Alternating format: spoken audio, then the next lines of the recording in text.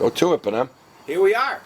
Another show. We were off a couple weeks with some restrictions under the COVID policies. The COVID protocols. like we like to call the China flu. And so we have. Let me just slide this chair over just a hair here. Oh, alrighty. China flu. So we're here on a Saturday tonight. It's a beautiful night in Buffalo, and it is clouding up a little bit. We're hanging in there. The city's just off to our right. Probably your right too, depending on how you're looking at your TV. I don't know. And if we're lucky, maybe we'll hear some gunshots tonight. What do you think? I'm pretty sure they will. Crime's up 200% in Buffalo, but we're going to talk some Sabres right off the bat. Yeah, Sabres. Let's talk Sabres a little bit. Now, I know we're all getting jiggy with it. They're playing really well. And I personally think at this point, I think you're taking a chance by moving away from Granato. And I'll tell you why. Because the guys that you go talk to, the Boudreaux and all those guys, they like the muckers. They like the system and the screaming and this guy has shown that, these kids that are 21, 22, 20 years old, 23, playing really good hockey. Now, before anybody says you're nuts, he's not. Granato has no experience. Go to the guy, sit him down, say, look, Donnie, we'll give you 2 years and $1.5 million a year.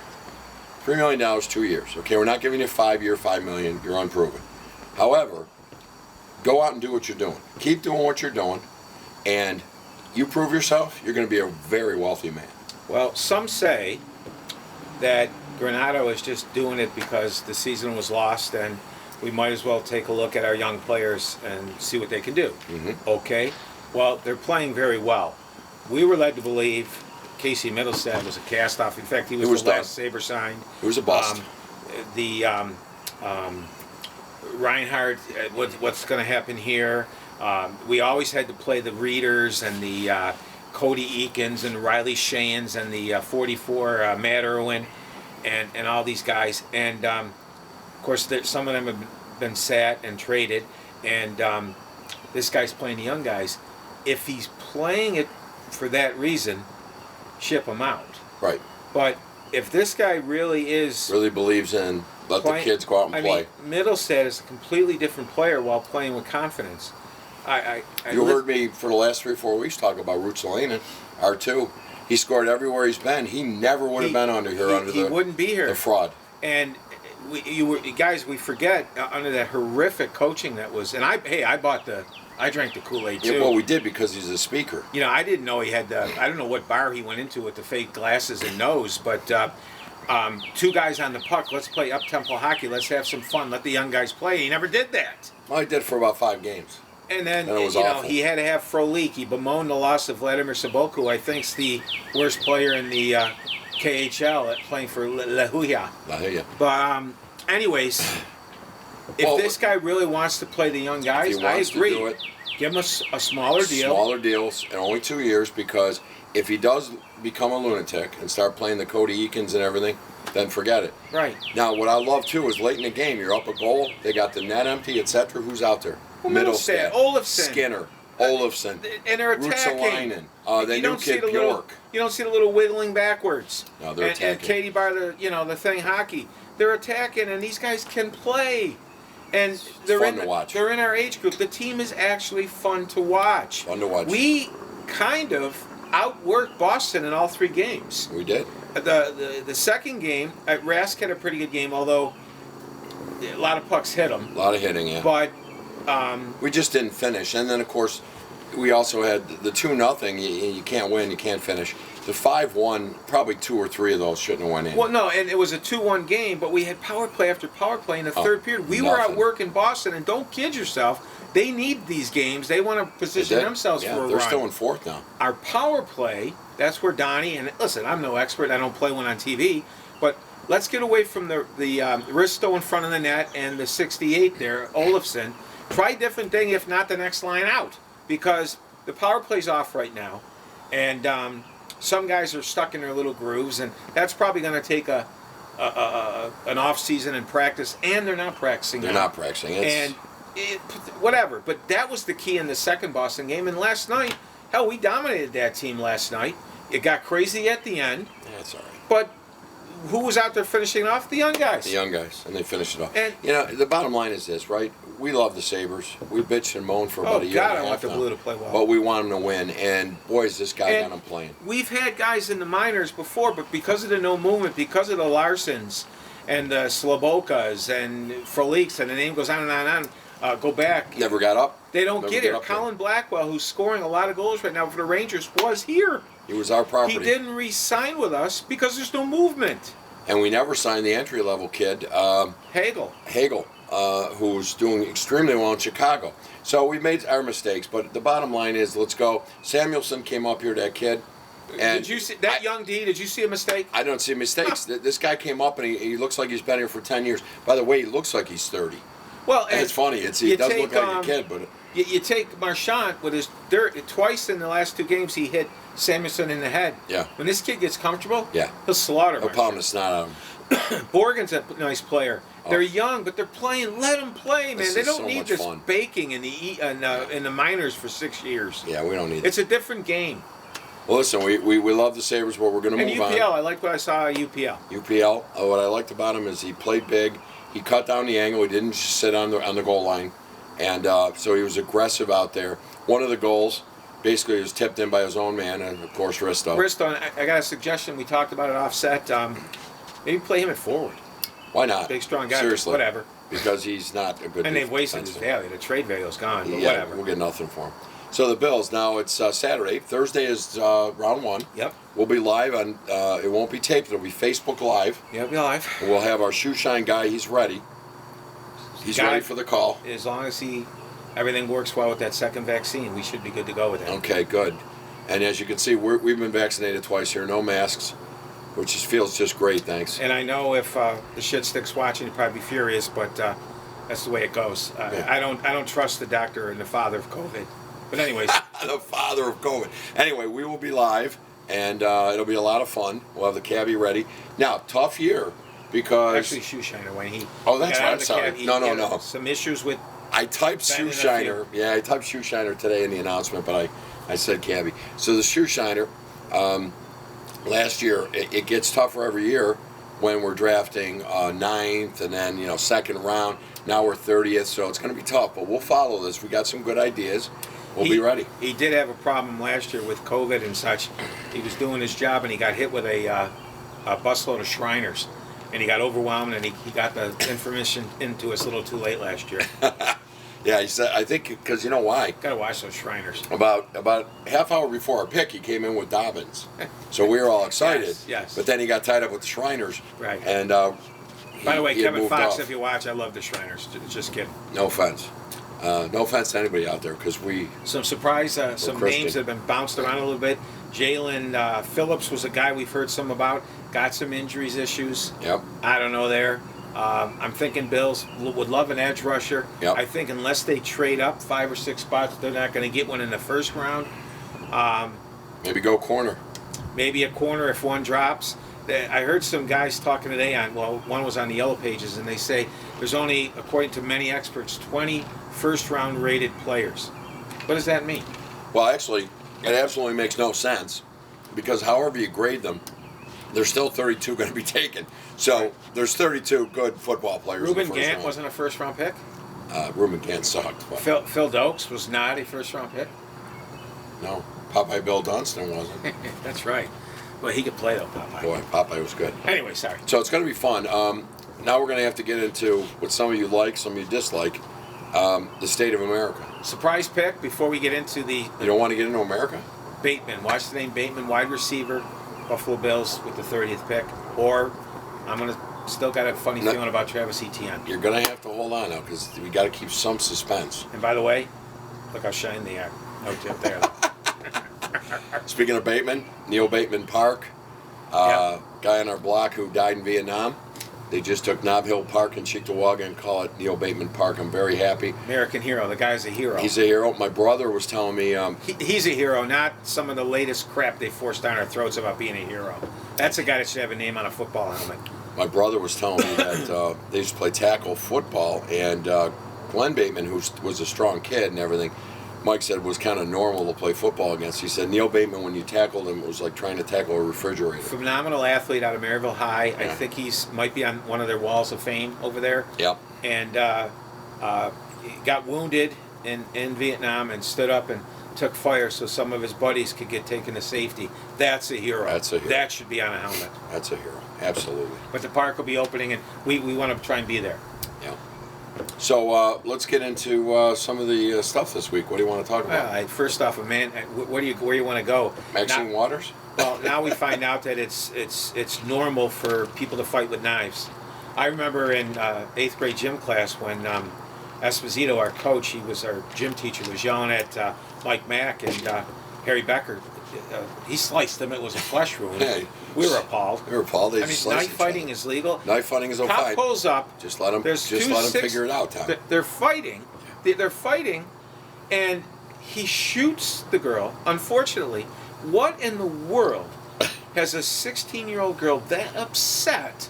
That you got to stab Fight somebody. with a knife and try and stab somebody.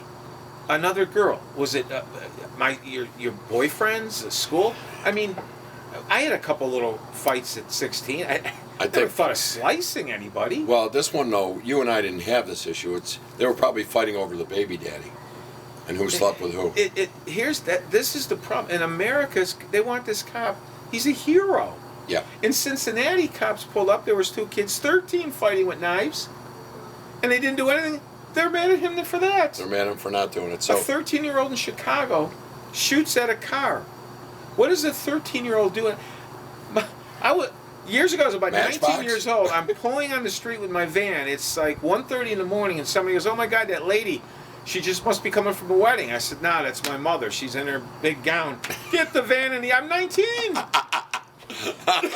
Get the vanity. Where do you think you are, Where young have you man? been, Timmy? You remember that story? Well, but that's the difference. Our parents wanted to know where we were and what was going on. I came home one time at Batavia Downs. We had won some money, Pete, Mr. D, and I went in and woke up my mom and dad and said, "Look, I had like $250 or something." My dad said, "Where the hell did you get all that cash?"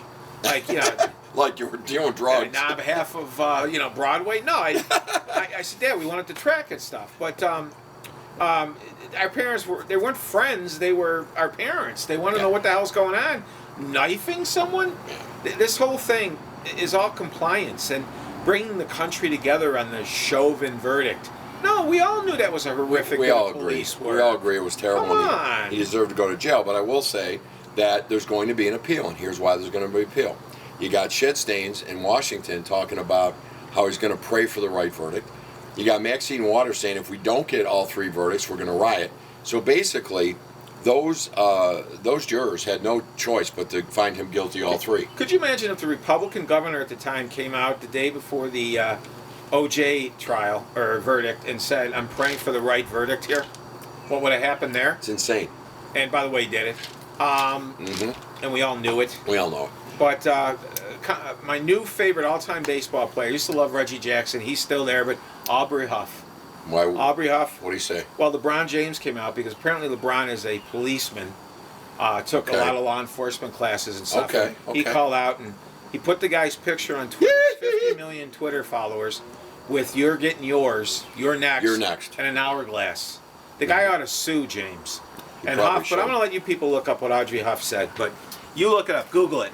Kudos to that guy.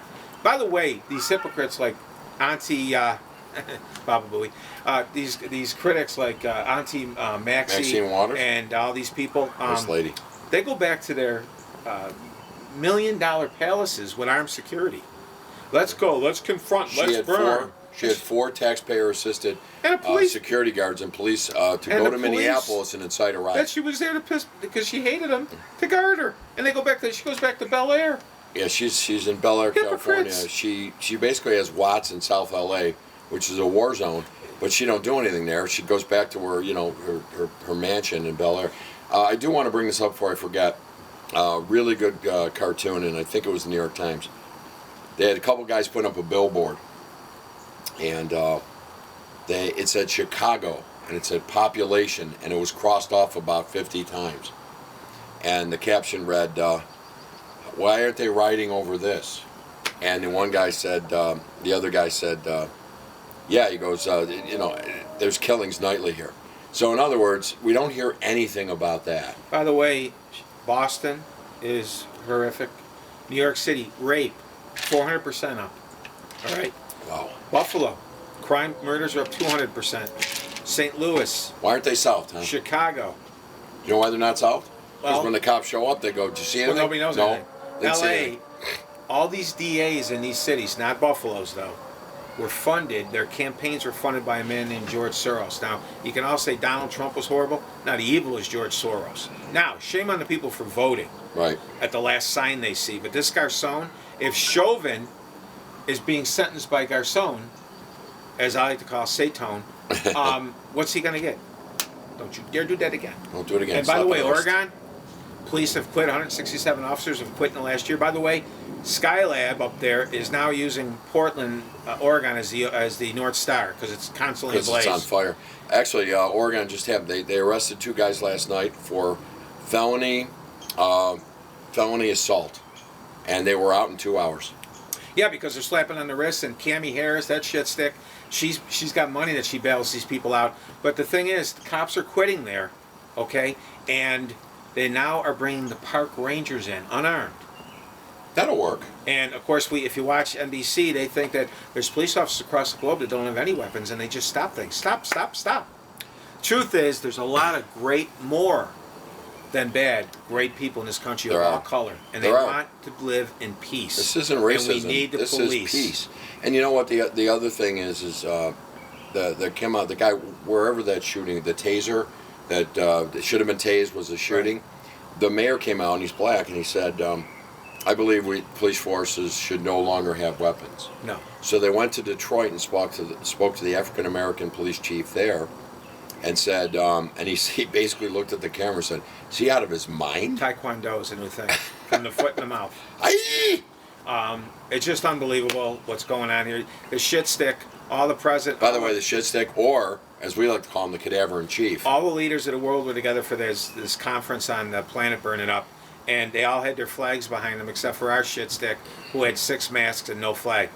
That's not by accident. Bernie. If everything, last March and April, this country totally shut down, all right? The carbon emissions were at, 20% or whatever. That's not even close to what this guy's calling for in 10 years. Well, they basically said they'll have to go from 3% electric cars to half in 10 years. They don't have there's no way in hell they'll have the electricity. And there's a really good article that was done by an institute talking about electricity. 2/3 of the free world does not have enough electricity today for the needs of their people. No. In India, they burn cow turds, fossilized cow turds to heat the house, and they're dying there from the smell and what they're inhaling. I'm not trying to be funny. There's not enough electricity. The alternatives of windmills and solar aren't even close. We all agree we have to do something, but this is insane to think we're going to turn this around in 5 to 10 years. And we're not ready. One quick thing too, the little Gerda chick from Finland or something sent another blistering thing to our Congress about seeing actions and not just words. Honey, God bless you. Honey, I'm all for it too. talk to India and China. Why don't you take Hans and Gerda there and go over to China and see how much they give a shit. And by the way, LeBron is such a hypocrite. There's slavery over there and abuse and all kinds of inhumane shit, but as long as it's money for the NBA, which by the way, ratings plummeting. Anyways, thought we got it all in. Yeah, the ratings are plummeting. They're down 30 to 40%. Nobody's watching that complete crap. And so maybe LeBron should just shut and this up. woke, pay attention to what your school's teaching, because this BLM's got to go. And I think people are starting to wake up. BLM, let me say something quick. Marxist.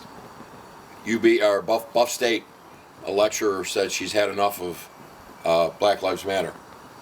And they're going to fire her. Okay, she's been suspended. But I say maybe she didn't mean she's had enough of Black lives and dying.